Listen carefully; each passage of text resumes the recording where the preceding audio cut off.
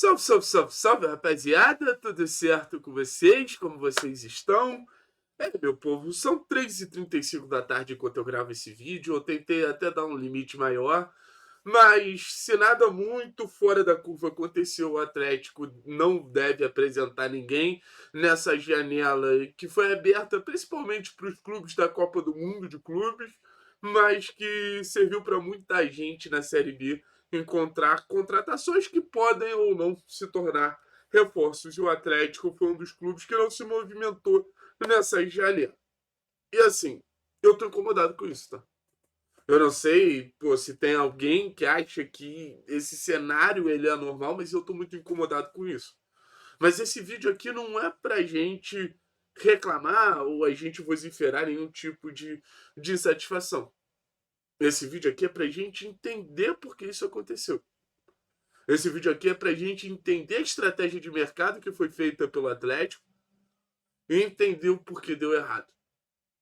E se tem algum ponto positivo nessa história toda, é que um Atlético que aprende aonde ele se encontra hoje, no mercado de transferências, porque daqui a um mês tem outro. E esse, o Atlético já não tinha direito de errar, e o Atlético errou.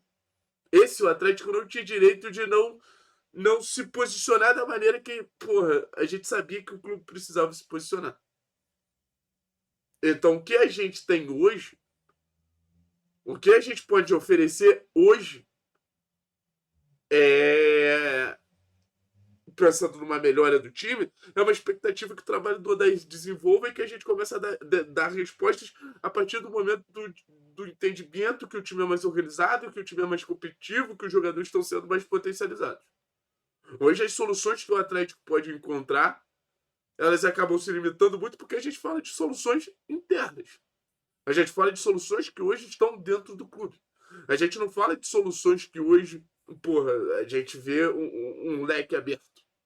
A base pode ser algumas soluções, pode gerar algumas soluções, o trabalho do Odair pode gerar algumas soluções.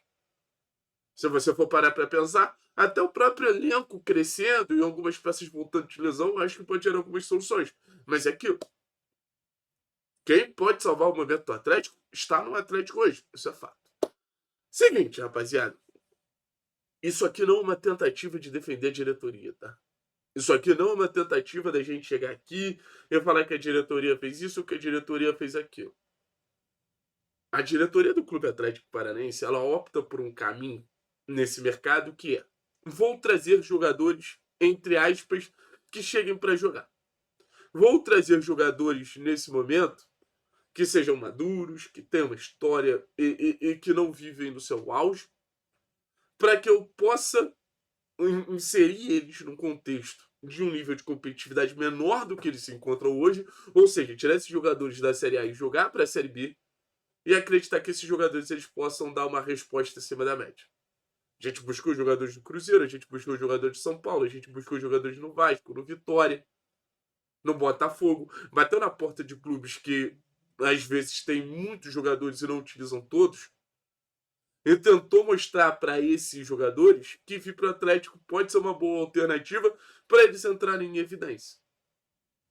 Só que o grande ponto é, primeiro de tudo, o gap técnico nunca foi tão grande entre Série A e Série B. Isso prejudicou muito o Atlético. A Série B, se você for parar para pensar, ela já foi um campeonato que teve Bahia, que teve Vasco, que teve Cruzeiro, que teve Grêmio na mesma edição. Hoje a Série B é um torneio pouquíssimo midiático. Isso influencia muito pro jogador. O jogador ele quer ser visto. E, cara, é um torneio de um nível técnico abaixo. Eu conversei com um empresário logo no começo da janela, pedi um jogador que supostamente o Atlético estava interessado, e ele me deu um papo reto. Hoje, pro jogador, a Série B ela não compensa.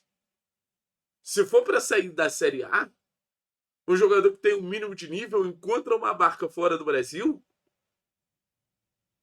E, cara, esse jogador ele vai ter um cenário de muito menos pressão financeiramente, um cenário muito melhor. Ah, Thiago, mas por que os outros contrataram? Ninguém contratou reforço de Série A. Ponto. O Tite hoje não é um reforço de Série A. O Marrone hoje não é um reforço de Série A. O Cleison hoje não é um reforço de Série A. Ah, poderiam ajudar o Atlético? Talvez. Mas vocês têm que entender que a mira estava para esses jogadores que chegariam para jogar. A estratégia traçada foi essa. O que eu acho que nenhum desses jogadores que os outros clubes conseguiram se encaixava, se enquadrava. E talvez a gente volte a falar sobre um cenário de humildade. E talvez a gente volte a falar sobre um cenário de soberba, que o próprio Odair abordou, que é entender que o Atlético também não é mais um clube queridinho do mercado, que pô, vai ter jogador querendo vir para cá à torta direito. Que o Atlético não tem que atingir só o mercado de Série A. O Atlético teve dificuldade na situação do Vilar, segundo Atlético. Eu, Thiago, não sei de nenhum nome de Série B, Série C que o clube foi atrás. Eu até tentei apurar, pesquisando os principais jogadores de Série C. Não recebi nenhum feedback. Mas eu acho que a grande lição que o Atlético tira do mercado é essa. Focar na Série B é incrível, é maravilhoso, é perfeito. Focar na Série B, porra. Focar na Série A, no caso, é perfeito. Mas hoje o mercado do Atlético não é esse. Hoje os jogadores de Série A não olham o Atlético como uma oportunidade. Pro próximo mercado, a gente precisa olhar pro lado, pros nossos coleguinhas na Série B. Ah, precisa de um zagueiro? Cara, cogita o Bernardo Chapo, do Vila Nova. Ah, precisa de um lateral direito? Cogita o Mateuzinho, do Cuiabá. Ah, precisa de um centroavante? Cogita, sei lá. Enfim, o Gé da Ponte Preta, que eu acho que é um jogador que chegaria para jogar. O Matheus Moraes, do Maringá. O fato é, se o Atlético quiser se reforçar na próxima janela, ele precisa ser humilde e criativo. É a clara marca da regressão do projeto Clube Atlético Paranaense. É a clara marca da regressão do projeto do Clube Atlético Paranaense. Só que não adianta a gente ficar revoltado e querer jogar fora de contexto. O contexto que o clube tem hoje é esse. Buscar jogadores livres no mercado. A gente não vai caçar jogador em alta. Assim como a Série B é uma competição que não consegue atrair jogador em alta.